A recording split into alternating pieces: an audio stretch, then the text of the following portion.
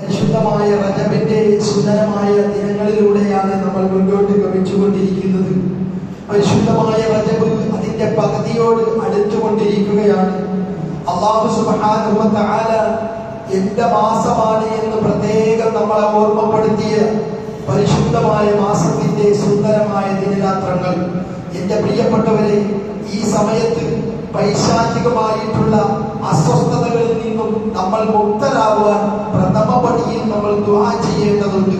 കാരണം പിശാചി ഏറ്റവും കൂടുതൽ അസ്വസ്ഥനായിട്ട് കറങ്ങുന്ന ഒരു സമയമാണ് പരിശുദ്ധമായ റജബ്. റജബും ശഅബാനും റമദാനും മുഹറവും ഈ മാസങ്ങളൊന്നും അവന് ഇഷ്ടമല്ല. അവന് ഇഷ്ടമല്ലാത്ത മാസങ്ങളിൽപ്പെട്ട മാസമാണെന്ന് റജബ്. മറ്റൊന്ന് ശഅബാൻ, പിന്നീട് റമദാൻ പറയേണ്ടതില്ല, പിന്നീട് മുഹറം. ഈ മാസങ്ങൾ അല്ലാഹു നമ്മളോട് പ്രത്യേകം ആദരിക്കണമെന്നും ബഹുമാനിക്കണമെന്നും അതിന്റെ പവിത്രതയെ കാത്തു സൂക്ഷിക്കണമെന്നും ഒക്കെ എന്റെ പ്രിയപ്പെട്ടവരെ നമ്മളോട് പറഞ്ഞിട്ടുണ്ട്. അതേപോലെ ദുൽഹിജ്ജ മാസം, അങ്ങനെ തുടങ്ങിയ ഈ മാസങ്ങളൊക്കെ ഏറ്റവും കൂടുതൽ നമ്മൾ ബഹുമാനിക്കേണ്ട ആദരിക്കേണ്ട മാസങ്ങളാണ്. ഈ മാസങ്ങളിൽ ഏറ്റവും കൂടുതൽ അസ്വസ്ഥനാകുന്നത് പിശാചാണ്. അല്ലാഹുവിന്റെ തിരുദൂതർ മുഹമ്മദ് മുസ്തഫ സല്ലല്ലാഹു അലൈഹി വസല്ലമ തങ്ങൾ പറയുകയാണ്, ലോകത്ത് ഇബ്ലീസ് ഏറ്റവും കൂടുതൽ ആശ മുറിഞ്ഞിട്ട് നിരാശനായിട്ട് തനിക്ക് വരാൻ പോകുന്ന അബദ്ധമോർത്തിട്ട് ഏറ്റവും കൂടുതൽ കരഞ്ഞത് 4 സമയങ്ങളിലാണ്. ഇബ്ലീസ് ഏറ്റവും കൂടുതൽ ആശ മുറിഞ്ഞ് കരഞ്ഞ 4 സമയങ്ങളുണ്ട്. വല്ലാതെ കരഞ്ഞ 4 സമയങ്ങളുണ്ട്. പല സമയത്തും ഇബ്ലീസിനെ കരയിപ്പിക്കുന്ന സമയങ്ങളുണ്ട്. അറഫാ ദിവസം ഇബ്ലീസിന് വലിയ ഇടങ്ങേറാണ്. എന്നാൽ അല്ലാഹുവിന്റെ തിരുദൂതർ പറയുകയാ, ഇബ്ലീസ് ആശ മുറിഞ്ഞ് കരഞ്ഞ 4 സമയങ്ങളുണ്ട്. ഒന്നാമത്തെ സമയം ഹബീബായ പ്രവാചകൻ പറയുകയാണ്. ആ പ്രവാചകനോട് ഇബ്ലീസ് സംസാരിക്കുകയാ. അല്ലാഹുവിന്റെ ഹബീബിനോട് ഇബ്ലീസ് തന്നെ പറഞ്ഞു കൊടുത്തതാണ്. ഒന്നാമത്തെ സമയം സ്വർഗത്തിൽ നിന്ന് ഇബ്ലീസിനെ പുറത്താക്കിയ സമയത്താണ്. നല്ല സ്വർഗത്തില് നല്ല സുഭിക്ഷമായി കഴിച്ചു കുടിച്ച് ലഭിച്ച് ഇയാളിങ്ങനെ മലക്കുകളുടെ ഉസ്താദായിട്ട്, മലക്കുകളുടെ ഗുരുനാഥൻ, മലക്കുകളുടെ ഗുരുനാഥനായിട്ട് ഇയാൾ ഇങ്ങനെ വിലസുകയായിരുന്നു. അതിനിടയ്ക്കാണ് അല്ലാഹു സുബ്ഹാനഹു വ തആല പ്രത്യേക സാഹചര്യത്തിൽ ഇബ്ലീസിനെ സ്വർഗത്തിൽ നിന്ന് പുറത്താക്കി. ഈ ഘട്ടത്തിൽ ഇബ്ലീസ് ഏറ്റവും കൂടുതൽ അസ്വസ്ഥനായി കരഞ്ഞുവെന്ന് മുഹമ്മദ് മുസ്തഫ.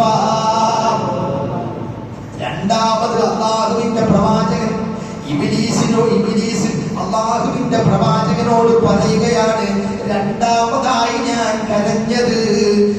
ഇബ്ലീസ് പറയുകയാണ് പ്രവാചകനോട്, എന്നെ അല്ലാഹു ശപിക്കപ്പെട്ട സമയമാണ്.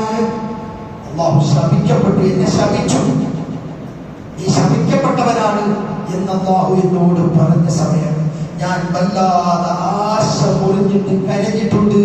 ഹബീബായ പ്രവാചകനോട് ഇബ്ലീസ് പറയുകയാ. മൂന്നാമതായി അല്ലാഹുവിന്റെ പ്രവാചകനോട് ഇബ്ലീസ് പറയുകയാണ്, നബിയേ, തങ്ങൾ ജനിച്ചപ്പെടാണ്. അപ്പൊ ഒന്നാമതായി സ്വർഗത്തിൽ നിന്ന് പുറത്താക്കിയപ്പോ പുള്ളിക്കാരൻ കരഞ്ഞു. രണ്ടാമതായി ശപിക്കപ്പെട്ടപ്പോ ഇബ്ലീസിന്റെ പേര് കേൾക്കുമ്പോ നമ്മളെല്ലാവരും പറയുന്നു ലഅനത്തുല്ലാഹി അലൈഹി. ഇതിന്റെ അർത്ഥം അല്ലാഹുവിന്റെ ശാപം ഈ വൃത്തികെട്ടവന്റെ പേരുണ്ടാകട്ടെ. ഇതിന്റെ അർത്ഥം അങ്ങനെ ലഅനത്തുല്ലാഹി, ഇബ്ലീസ് ലഅനത്തുല്ലാഹി അലൈഹി, അല്ലാഹുവിന്റെ ശാപം ഉണ്ടാകട്ടെ, ശപിച്ചപ്പെടാൻ. മൂന്നാമതായി നബിയേ, ആശ മുറിഞ്ഞ് ഞാൻ നിലവിളിച്ചു പോയത്, ഞാൻ കരഞ്ഞു പോയത് തങ്ങൾ ജനിച്ചപ്പെടാൻ. അല്ലാഹുവിന്റെ പ്രവാചകൻ പരിശുദ്ധമായ റബീഉൽ അവ്വലിന്റെ 12 സുബഹിയോടടുത്ത രാത്രിയുടെ സമയത്ത് തങ്ങൾ ജനിച്ചില്ലേ, ആ സമയത്താണ് മൂന്നാമതായി ഞാൻ കരഞ്ഞതെന്ന് ഇബ്ലീസ് മുഹമ്മദ് റസൂലുള്ളാഹി സ്വല്ലല്ലാഹു അലൈഹി വസല്ലമ തങ്ങളോട് പറയുകയാണ്. അതുകൊണ്ട് തന്നെ റബീഉൽ അവ്വലൊക്കെ വരുമ്പോ ഇതേ പിശാചിന്റെ ആളുകൾ ആ സമയത്തൊക്കെ കൊട്ടണം, ഇതിനെ കേട്ടോ, അത് വേണ്ടോ, ഇത് വേണ്ട, അത് പാടില്ല, ഇത് പാടില്ല, ഇതൊക്കെയാണ് ഒരു വിധിയിൽപ്പെട്ടതാ. അള്ളാഹു നമുക്ക് ഈമാൻ നൽകി അനുഗ്രഹിക്കുമാറാകട്ടെ, നമ്മളെ കാത്തുരക്ഷിക്കുമാറാകട്ടെ. എന്നിട്ട് ഇബ്ലീസ് പറയുകയാണ്, നാലാമതായി ഞാൻ കരഞ്ഞത് സൂറത്തുൽ ഫാത്തിഹ. സൂറത്തുൽ ഫാത്തിഹ ഇറക്കപ്പെട്ടപ്പോഴാണ്. വിശുദ്ധ ഖുർആനിലെ നമ്മുടെ ആദ്യത്തെ സൂറത്തിലെ 114 സൂറത്തുകളിൽ ആദ്യത്തെ സൂറത്താകുന്ന സൂറത്തുൽ ഫാത്തിഹ, ആ ഫാത്തിഹ അവതരിച്ചപ്പോ ഞാൻ കരഞ്ഞു. ഇങ്ങനെ 4 വട്ടം ഞാൻ വല്ലാതെ കരഞ്ഞിട്ടുണ്ട് നബിയേ. അല്ലാഹുവിന്റെ പ്രവാചകനോട് ഇബ്ലീസ് സാക്ഷ്യപ്പെടുത്തുന്നു. അപ്പൊ സൂറത്തുൽ ഫാത്തിഹ ഇബ്ലീസ് പറയുകയാണ്, എന്റെ ആശ മുറിച്ച സൂറത്താണ് സൂറത്തുൽ ഫാത്തിഹ. എന്റെ ആശ മുറിച്ച് മാത്രമല്ല, എന്നെ വല്ലാതെ നശിപ്പിച്ച, എന്നെ വല്ലാതെ ദുഃഖിപ്പിച്ച, എന്റെ അസ്ഥികൾ തകർന്നുപോയ സൂറത്താണ് സൂറത്തുൽ ഫാത്തിഹ എന്ന് ഇബ്ലീസ് അല്ലാഹുവിന്റെ പ്രവാചകനോട് പറയുകയാണ്. എന്നെ വല്ലാതെ ദുർബലപ്പെടുത്തി കളഞ്ഞ സൂറത്തുൽ ഫാത്തിഹ. അതിന്റെ മഹത്വം എന്റെ പ്രിയപ്പെട്ട വിശ്വാസികളെ, സൂറത്തുൽ ഫാത്തിഹയുടെ മഹത്വം പറഞ്ഞു തീർക്കാൻ സാധ്യമല്ല. സൂറത്തുൽ ഫാത്തിഹയുടെ മഹത്വം എഴുതി തീർക്കാൻ സാധ്യമല്ല. സൂറത്തുൽ ഫാത്തിഹ അത്രത്തോളം മഹത്വമുള്ള അതിബൃഹത്തായ സൂറത്താണ് സൂറത്തുൽ ഫാത്തിഹ. അതുകൊണ്ടല്ലേ ഒരു വിശ്വാസി നിർബന്ധമായിട്ടും, ശ്രദ്ധിക്കണം, ഒരു വിശ്വാസി നിർബന്ധമായിട്ടും ഒരു ദിവസം 17 പ്രാവശ്യം ആ സൂറത്ത് ഓതിയിരിക്കണം. നിസ്കാരത്തിൽ 17 പ്രാവശ്യമാണ് നമ്മൾ സൂറത്തുൽ ഫാത്തിഹ ഉരവിടുന്നത്. 5 വഖത്തിലായിട്ട് നിർബന്ധമായിട്ട് ഓതിയേ പറ്റൂ. ഏത് നിസ്കാരത്തിലും സൂറത്തുൽ ഫാത്തിഹ. സൂറത്തുൽ ഫാത്തിഹ ഇല്ലാത്ത ഒരു നിസ്കാരവും ഇല്ല. സൂറത്തുൽ ഫാത്തിഹ ഇല്ലാത്ത നിസ്കാരമുണ്ടോ? സൂറത്തുൽ ഫാത്തിഹ ഇല്ലാത്തൊരു മന്ത്രമുണ്ടോ? സൂറത്തുൽ ഫാത്തിഹ ഇല്ലാത്തൊരു ചടങ്ങുണ്ടോ? ഏത് ചടങ്ങിനും. അതുകൊണ്ടല്ലേ ഇതിന്റെ മഹത്വം മനസ്സിലാക്കിക്കൊണ്ട് നമ്മളൊക്കെ ആദ്യം ഫാത്തിഹ ഓതുന്നത്. ദുആ ചെയ്യുന്നതിന് മുമ്പ് ആ കാര്യത്തിന്റെ ബറക്കത്തിന് വേണ്ടി നമ്മൾ ഫാത്തിഹ ഓതുന്നില്ലേ? നീ ഓതിയില്ല എങ്കിലോ ഏതെങ്കിലും ഒരു കാരണം അവർ ചോദിച്ചിരിക്കണം, ഒരു ഫാത്തിഹ പോലും കൂടെ ഓതിയില്ലല്ലടാ, ചോദിക്കാറില്ലേ? ഇവിടെ ഒരു ഫാത്തിഹ പോലും ഓതിയില്ലല്ലോ. കാരണവന്മാർ ചോദിക്കും, അവരുടെ ഈമാനുണ്ട്. ഇപ്പോഴത്തെ ന്യൂ ജനറേഷനാണ് കുറഞ്ഞു കുറഞ്ഞു വരുന്നത്. ഏത് കാര്യത്തിലും സൂറത്തുൽ ഫാത്തിഹ, ഏത് എല്ലാ ഉന്മേഷത്തിനും സൂറത്തുൽ ഫാത്തിഹ. എന്ത് ഉന്മേഷത്തിനും, മനുഷ്യ ശരീരത്തിന്റെ ശാരീരിക മാനസിക ബുദ്ധിമുട്ടുകൾ മാറുന്നതിന് പ്രഥമ പടിയിൽ ഓതേണ്ട സൂറത്ത് സൂറത്തുൽ ഫാത്തിഹ എന്ന് മുഹമ്മദ് മുസ്തഫ സല്ലല്ലാഹു അലൈഹി വസല്ലമ തങ്ങൾ അവിടുന്ന് നമുക്ക് പഠിപ്പിച്ചു തരുന്നു. ഏത് കാര്യത്തിനും പ്രഥമ പടിയിൽ നമ്മൾ ഓതേണ്ടത് ഫാത്തിഹ തന്നെ. കമ്പേർ വാദിച്ച ആളിനും ആദ്യം ഓതുന്നത് ഫാത്തിഹയാ. സിഗരറ്റ് ആളിനും ആദ്യം ഓതുന്നത് ഫാത്തിഹയാ. അതേപോലെ മറ്റ് രോഗങ്ങൾ ബാധിച്ച ആളുകൾക്കും ആദ്യം ഓതുന്നത് ഫാത്തിഹയാ. ഏത് മന്ത്രവാദത്തിനും നമ്മൾ ആദ്യമായി ഉപയോഗിക്കുന്നത് സൂറത്തുൽ ഫാത്തിഹ തന്നെ. സൂറത്തുൽ ഫാത്തിഹ മരുന്നാണ്, മെഡിസിനാണ്. മുഹമ്മദ് മുസ്തഫ സല്ലല്ലാഹു അലൈഹി വസല്ലമ തങ്ങൾ അവിടുന്ന് നമുക്ക് പഠിപ്പിച്ചു തരുന്ന വിശ്വാസികളെ, മനസ്സിന്റെ ക്ലേശം മാറുന്നതിന് സൂറത്തുൽ ഫാത്തിഹ ഓതണം. അല്ലാഹുവിന്റെ പ്രവാചകൻ പറയുന്നു, നിങ്ങൾക്ക് മനസ്സിന്റെ ക്ലേശങ്ങൾ മാറുന്നതിനും അതുപോലെ തന്നെ മനക്ലേശവും അതേപോലെ മറ്റ് അസ്വസ്ഥതകളും, ഇന്നിപ്പോ ഡിപ്രഷന്റെ കാലമാണല്ലോ, എല്ലാവർക്കും അത്തരത്തിലുള്ള അസ്വസ്ഥതകൾ അത് വരാതിരിക്കാൻ നിങ്ങൾ സൂറത്തുൽ ഫാത്തിഹ പ്രഭാതത്തിലും പ്രദോഷത്തിലും നിങ്ങൾ ഓതണമെന്ന് മുഹമ്മദ് മുസ്തഫ സല്ലല്ലാഹു അലൈഹി വആലിഹി വസഹബിഹി വസല്ലം അവിടുന്ന് നമുക്ക് പഠിപ്പിച്ചു തരുന്നു. വേറൊരു കാര്യം കൂടി ഉണർത്തട്ടെ, പ്രത്യേകിച്ച് കണ്ണിന്റെ അസ്വസ്ഥതയ്ക്ക് സൂറത്തുൽ ഫാത്തിഹ വലിയൊരു മെഡിസിനാണ്. ചിലർക്കൊക്കെ കണ്ണിന് വെള്ളമെടുപ്പുണ്ട്, കണ്ണിൽ നിന്നും വെള്ളമൊഴുകാറുണ്ട്. ചിലർക്കൊക്കെ കണ്ണിൽ നിന്നും അമിതമായിട്ട് പഴുപ്പ് വരാറുണ്ട്, അഴുക്ക് വരാറുണ്ട്. ചിലർക്കൊക്കെ അത്തരത്തിലുള്ള കണ്ണിന്റെ രോഗം കൊണ്ട് വിഷമിക്കുന്നവരുണ്ടോ?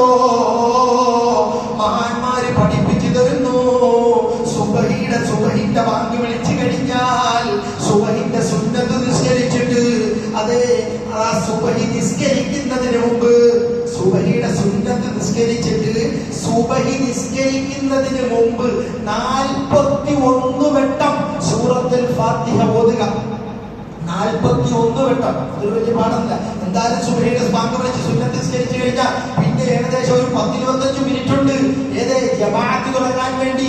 അതിന്റെ ഇടയ്ക്ക് നീ അവിടെ ഇരുന്നുകൊണ്ട് സൂറത്തുൽ ഫാത്തിഹ 41 വട്ടം നീ അങ്ങ് ഓതുന്നു. ഓതിയിട്ട് ആ സൂറത്തുൽ ഫാത്തിഹ ഇങ്ങനെ 41 പൂർത്തിയാകുമ്പോ നിന്റെ കൈയുടെ വെള്ളയിൽ അങ്ങോട്ട് ഊതട്ടെ. എന്നിട്ട് ആ കൈവെള്ള കൊണ്ട് കണ്ണ് ഉൾപ്പെടെ മുഖത്തൊന്ന് തടകട്ടെ. അത് നിന്റെ കണ്ണിന് കാഴ്ച ശക്തി കൂട്ടുന്നതാണ്, നിന്റെ കണ്ണിന്റെ രോഗങ്ങൾ മാറ്റുന്നതാണ്, നിന്റെ കണ്ണിന്റെ വെള്ളമെടുപ്പ് മാറ്റുന്നതാണ്. കണ്ണിൽ അഴുക്ക് തിങ്ങൽ രോഗമുണ്ട്, അത് മാറ്റുന്നത് ഒരു ഏറ്റവും വലിയ മെഡിസിനാണ് സൂറത്തുൽ ഫാത്തിഹ എന്ന് മഹത്തുക്കൾ നമുക്ക് പഠിപ്പിച്ചു തരുന്നു. എത്ര ആളുകൾ പരാതി പറഞ്ഞിട്ടുണ്ട്, ഇടയ്ക്കിടയ്ക്ക് കണ്ണിനിങ്ങനെ പഠിപ്പിങ്ങനെ വരുന്നുണ്ട്. ആളുകൾ വിചാരിക്കുന്നത് ഉറങ്ങിയിട്ട് എഴുന്നേറ്റ് വരികയാണ്. ചിലര് പറയുന്നു മുഖം കഴുകിയിട്ടില്ല. എത്ര ആളുകൾക്കാണ് ഈ തരത്തിലുള്ള അസ്വസ്ഥതകളുള്ളത്? അവരോട് ഞാൻ വിനയത്തോടെ ഓർമ്മപ്പെടുത്തട്ടെ, നിങ്ങൾ ഇത് പരിശോധിച്ചോ. വലിയ ശിഫയാണ്, വലിയ മാറ്റമാണ്. അതുപോലെ കണ്ണിന്റെ പോളയ്ക്ക് തുടുപ്പുള്ള ആളുകളില്ലേ, തുടിച്ച് കണ്ണിന്റെ പോളെ എപ്പോഴും ഇങ്ങനെ തുടിക്കും. അതൊരു ചെറിയ രോഗമാണത്, വലിയൊരു രോഗമൊന്നുമല്ല, അതൊരു ചെറിയ രോഗമാണ്. ഇതിനൊക്കെയും സൂറത്തുൽ ഫാത്തിഹ പരിഹാരമാണ് എന്ന് മഹത്തുക്കൾ നമുക്ക് പഠിപ്പിച്ചു തരുന്നുണ്ട്. ടൈമുണ്ട്, ആ ടൈമിൽ ഓതലാണ് ഏറ്റവും അത്യുത്തമം. സുബഹിയുടെ ബാങ്ക് വിളിച്ചു, സുബഹിന്റെ സുന്നത്ത് നിസ്കരിച്ചു. സുബഹി നിസ്കരിക്കുന്നതിന്റെ ഇടയിൽ 41 പ്രാവശ്യം ഓതണം, കൈവെള്ളയിൽ ഊതണം. എന്നിട്ട് അതിങ്ങനെ തടകണം. ആ ഒരു തടക്കൽ കണ്ണിലേക്ക് മാറ്റുകൂട്ടും, കാഴ്ച ശക്തി കൂട്ടും. വലിയ വറക്കത്ത് നിന്റെ കണ്ണിനുണ്ടാകുമെന്ന് മഹത്തുക്കൾ പഠിപ്പിച്ചു തരികയാ. മറന്നു പോകണ്ട, ഇതൊക്കെ നമ്മൾ ഓർത്തു വെച്ചോളണം, നമ്മൾ ചെയ്യണം. അല്ലാതെ ചെറിയൊരു അസ്വസ്ഥത വരുമ്പോ ഓടിച്ചെന്ന് ഒരു കണ്ടോക്ടറെ കാണാം, അതൊക്കെ കാണണ്ടെന്ന് ഞാൻ പറയുന്നില്ല. കാണണം. കാണുന്നതിന് മുമ്പ് ഇത്യാദി കാര്യങ്ങൾ കൂടി എന്റെ പ്രിയപ്പെട്ടവരെ നമ്മൾ ചൊല്ലണം, ചെയ്യണം. ഖുർആൻ കൊണ്ട് മാറാത്ത രോഗം പിന്നെ മരണം വരെ മാറുകയില്ല. അതങ്ങനെ തന്നെയാണ്. കാരണം ഖുർആൻ ശിഫയാണ്. ആ ഖുർആനിലെ ഏറ്റവും മഹത്വമുള്ള സൂറത്താണ് സൂറത്തുൽ ഫാത്തിഹ. അതുകൊണ്ടാണ് എന്റെ പ്രിയപ്പെട്ടവരെ 5 വഖത്തിലായിട്ട് 17 പ്രാവശ്യം ഒരു വിശ്വാസി നിർബന്ധമായി ഓതണമെന്ന് അല്ലാഹു സുബ്ഹാനഹു വ തആല നമ്മളെ പഠിപ്പിച്ചത്. വല്ലാത്ത മഹത്വമുള്ള സൂറത്താണ്, വലിയ മഹത്വമുള്ള സൂറത്താണ് സൂറത്തുൽ ഫാത്തിഹ. അതുകൊണ്ട് ഈ കാര്യം എന്റെ പ്രിയപ്പെട്ട മുഅ്മിനീങ്ങൾ ശ്രദ്ധിക്കണമെന്ന് ഓർമ്മപ്പെടുത്തുകയാണ്. അല്ലാഹു അതൊക്കെ നിത്യേന ഓതുവാനും മറന്നു പോകാതെ ഓതാൻ നമുക്കൊക്കെ തൗഫീഖ് നൽകി അനുഗ്രഹിക്കുമാറാകട്ടെ. സൂറത്തുൽ ഫാത്തിഹയുടെ മഹത്വം മഹാനായ അബൂ ഹനീഫ ഇമാം റളിയല്ലാഹു തആല അൻഹു നമുക്കറിയാം, ലോകത്തെ ഏറ്റവും വലിയ മദ്ഹബിന്റെ ഇമാമാണ്. നിരവധി സ്വഹാബത്തിനെ കണ്ട മുത്തുനബിയുടെ സ്വഹാബത്തിനെ കണ്ട മഹാനാണ്, മദ്ഹബിന്റെ ഇമാമാണ്. ഇമാമുന ശാഫിഈ റളിയല്ലാഹു അൻഹു, ഇമാം അബൂ ഹനീഫ റളിയല്ലാഹു തആല അൻഹു ഹനഫി മദ്ഹബ് നിങ്ങൾ കേട്ടിട്ടില്ലേ? ഹനഫി മദ്ഹബ്. ഈ ഇമാമിനെ പിന്തുടർന്ന് ജീവിക്കുന്നവരാണ് ഹനഫിയാക്കൾ എന്ന് പറയുന്നത്. ആ മഹാനായ അബൂ ഹനീഫ റളിയല്ലാഹു അൻഹു തന്റെ മകനാകുന്ന ഹമ്മാദ് ഫാത്തിഹ കാണാതെ ഉസ്താദിൽ നിന്ന് ശരിയാവണ്ണം അങ്ങോട്ട് പഠിച്ചു. സൂറത്തുൽ ഫാത്തിഹ ഉസ്താദിൽ നിന്നും കാണാതെ പഠിച്ച് നല്ല സുന്ദരമായി പഠിച്ചു. എന്റെ മകൻ ഫാത്തിഹ അൽഹംദുലില്ലാഹ് പഠിച്ചല്ലോ എന്നിങ്ങോട്ട് കണ്ടപ്പോ എന്റെ മകനെ ഫാത്തിഹ പഠിപ്പിച്ച ഉസ്താദിന് 1000 ദിർഹം സംഭാവന കൊണ്ടുപോയി കൊടുക്കാണ്. ഉസ്താദ് ഞെട്ടുകയാണ്. എന്നിട്ട് പറഞ്ഞതിരിക്കട്ടെ, എന്റെ മകനെ ഫാത്തിഹ പഠിപ്പിച്ചതിനുള്ള സമ്മാനമാണ് ഉസ്താദേ. ഇമാം അബൂ ഹനീഫ റളിയല്ലാഹു അൻഹു. എന്റെ ഫാത്തിഹയുടെ പവർ അത്രയാ. ഒരു വിശ്വാസി ഫർദ് ഐനാണ് പഠിക്കല്. ഫാത്തിഹ ശരിക്ക് അറിഞ്ഞുണ്ടെങ്കിൽ പിന്നെ അവന്റെ ഇസ്ലാം ശരിയായിട്ടില്ല, അവന്റെ ഒരു നിസ്കാരവും ശരിയായിട്ടില്ല. അതുകൊണ്ട് വിശ്വാസികളെ ഫാത്തിഹ നല്ല രീതിയിൽ പഠിക്കണം. അത് പഠിക്കണം. ഇന്ന് എത്ര സംവിധാനങ്ങൾ ഫാത്തിഹ പഠിക്കാനുണ്ട്. ഞാൻ ഓതുന്ന എന്റെ ഫാത്തിഹ ശരിയാണോ എന്ന് നമ്മൾ അറിയണം, നമ്മൾ മനസ്സിലാക്കണം. ഫാത്തിഹ ശരിയായില്ലെങ്കിൽ നിസ്കാരമില്ല. ഫർദ് ഐനായിട്ട് വേറൊരു സൂറത്തും പഠിച്ചില്ലെങ്കിലും എന്റെ പ്രിയപ്പെട്ട പഠിക്കേണ്ടത് തന്നെയാണ്. പഠിച്ചില്ലെങ്കിലും അള്ളാഹു ചോദിക്കില്ല. പക്ഷേ സൂറത്തുൽ ഫാത്തിഹ അള്ളാഹു ചോദിച്ചിരിക്കും. എനിക്കെന്നറിയാം എന്നല്ല, അതിനകത്ത് ഒരുപാട് കാര്യങ്ങൾ നമ്മൾ മനസ്സിലാക്കാനുള്ള അക്ഷരശുദ്ധിയും മദ്ദുകളും അതിന്റെ ദൈർഘ്യങ്ങളും ഒക്കെ നമ്മൾ അറിയേണ്ടതുണ്ട്. ഇല്ലെങ്കിൽ നമ്മുടെ നിസ്കാരം ഒന്നും ശരിയാവുകയില്ല എന്ന് എന്റെ മോമിനിങ്ങളോട് ഓർമ്മപ്പെടുത്തുന്നു. ഞാനിത് പറഞ്ഞത് പരിശുദ്ധമായ റജബ് അള്ളാഹുവിന്റെ മാസമാണ്. ഞാനിപ്പോ അത് സാന്ദർഭികമായിട്ട് ഇബ്ലീസ് കരഞ്ഞ ആ ഒരു രംഗം അവതരിപ്പിച്ചേ ഉള്ളൂ. പക്ഷേ ഇബ്ലീസിന് ഏറ്റവും കൂടുതൽ സന്തോഷമുള്ള ഒരു സമയമുണ്ട് റജബില്. എന്റെ കുടുംബബന്ധം മുറിച്ചിട്ട് നടക്കുന്ന ആളുകളുണ്ടല്ലോ, കുടുംബബന്ധം മുറിച്ചിട്ട് നടക്കുന്ന ആളുകൾ അള്ളാഹു ഒരിക്കലും അള്ളാഹു സ്വീകരിക്കാത്ത ആളുകളാണ് കുടുംബബന്ധം മുറിച്ചവർ. അള്ളാഹു സ്വീകരിക്കില്ല. അവരെ അള്ളാഹുവിന് വേണ്ട, അവരുടെ നിസ്കാരം അള്ളാഹുവിന് വേണ്ട. ഇബ്ലീസ് അവരെ നോക്കിയിട്ട് ഇങ്ങനെ ആവേശം കൊള്ളുമെന്ന് മുഹമ്മദ് മുസ്തഫ. കുടുംബബന്ധം മുറിച്ച് നടക്കുന്നവർ ഇബ്ലീസിനാകെ ആകുലതയാണ്, വിഷമമാണ് റജബ് വന്നാൽ. പക്ഷേ അവൻ കുറച്ചെങ്കിലും സമാധാനിക്കുന്നത് കുടുംബബന്ധം, സ്വന്തം സഹോദരിയുമായിട്ട് ബന്ധം മുറിച്ച്, സ്വന്തം ജ്യേഷ്ഠനും അനിയനുമായിട്ട് ബന്ധം മുറിച്ച്, ഉമ്മയായിട്ട് ബന്ധം മുറിച്ച്, പാപ്പയായിട്ട് ബന്ധം മുറിച്ച്, കൊച്ചുമ്മയായിട്ട് ബന്ധം മുറിച്ച്, മാമിയായിട്ട് ബന്ധം മുറിച്ച്, ഇങ്ങനെ എനിക്ക് വേറെ ആരും വേണ്ട, ഞാനും എന്റെ പൊണ്ടാട്ടി എന്റെ മക്കളും മതി, എനിക്ക് ഇനി ആരും വേണ്ട, ഒരുത്തരിലോട്ട് കയറിപ്പോരുത് പറഞ്ഞേക്കാം. മരിച്ചാൽ പോലെ എന്റെ മൊഴിത്ത് കാണിച്ചേക്കരുത്. എന്തൊരു തട്ടിവിടലാന്നറിയാം. ഞാൻ മരിച്ചാൽ പോലെ എന്റെ മൊഴിത്ത് കണ്ട് കാണിച്ചേക്കരുത്. തട്ടിവിടാൻ എന്ത് എളുപ്പമായ നാട്ടുകൊണ്ട് ഇവനാണ് ഏറ്റവും വലിയ പൊട്ടാൻ. ഈ സൈസ് വർത്തമാനങ്ങൾ പറയുന്നത് മരിച്ചാൽ പോലെ മൊഴിത്ത് കാണിച്ചേക്കരുത്. അത് നിന്റെ ജ്യേഷ്ഠനില്ലേ പോയത് ഇവിടെ കണ്ടിട്ടൊരു എന്തിന് എനിക്ക് അങ്ങനെ ഒരു ജ്യേഷ്ഠൻ, എനിക്ക് അങ്ങനെ ഒരു ജ്യേഷ്ഠനൊന്നുമില്ല. കാര്യം പറയണ്ട. അവൻ അനിയനായി പോയത് എന്റെ ഏറ്റവും വലിയ അതപ്പന. ഇതൊക്കെ തട്ടിവിടുന്ന ആളുകളുണ്ട്. ഇതൊക്കെ എന്തൊരു വർത്തമാനം. ഈ സൈസ് ആളുകളെ നോക്കിയിട്ട് ഇബ്ലീസ് ആവേശം കൊള്ളും. എന്നിട്ട് ഇബ്ലീസ് പറയും, ഇവനെ കൊണ്ടാണ് ഞാൻ ജഹന്നമിൽ പോകുന്നത്, ഇവനെ കൊണ്ടാണ് ഞാൻ നരകത്തിൽ പോകുന്നത്, നരകത്തിലെ എന്റെ കൂട്ടുകാരനാണ് ഈ പോകുന്നത്. അതുകൊണ്ട് എന്റെ പ്രിയപ്പെട്ടവരെ, കുടുംബബന്ധം വലിയ വിഷയമാണ്. തഹത്തുബയിലും അതാണ് സൂചിപ്പിക്കുന്നത്.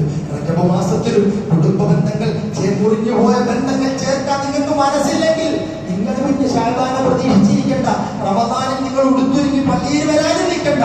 ഒന്നും അല്ലാഹു സ്വീകരിക്കുകയില്ലെന്ന് മുഹമ്മദ് മുസ്തഫ സല്ലല്ലാഹു അലൈഹി വസല്ലം തങ്ങൾ പഠിപ്പിക്കുമ്പോൾ ഇതൊക്കെ ഒന്ന് ഓർത്തിരിക്കണമെന്ന് എന്റെ പ്രിയപ്പെട്ട വിശ്വാസികളോട് പടച്ചറപ്പിനെ സാക്ഷി നിർത്തി ഓർമ്മപ്പെടുത്തിക്കൊണ്ട് എന്റെ പ്രിയപ്പെട്ടവരെ, കഴിഞ്ഞ ആദ്യത്തെ റജബിന്റെ ആദ്യത്തെ 10 ദിവസത്തിൽ സുബ്ഹാനൽ ഹയ്യുൽ ഖയ്യൂം എന്നാണ് നമ്മൾ ചൊല്ലിയതെങ്കിൽ, ഈ റജബിന്റെ രണ്ടാമത്തെ 10 സുബ്ഹാനല്ലാഹിൽ അഹദിസ് സമദ് എന്ന ദിക്ർ ഇൻഷാഅല്ലാഹ് അതും ഈ വരുന്ന 10 ദിവസങ്ങളിൽ നിങ്ങൾ ചൊല്ലണമെന്നും അത് മറക്കാതെ നിങ്ങളൊക്കെ നിർവഹിക്കണമെന്നും റജബിന്റെ പവിത്രതയെ കാത്തു സൂക്ഷിക്കാൻ നമുക്കെല്ലാവർക്കും അല്ലാഹു തൗഫീഖ് നൽകട്ടെ എന്ന് പ്രാർത്ഥിച്ചുകൊണ്ട് ഞാൻ വിരമിക്കുന്നു. എന്റെ പ്രിയപ്പെട്ടവരെ, ഒരു കാര്യം നടത്താനുള്ളത്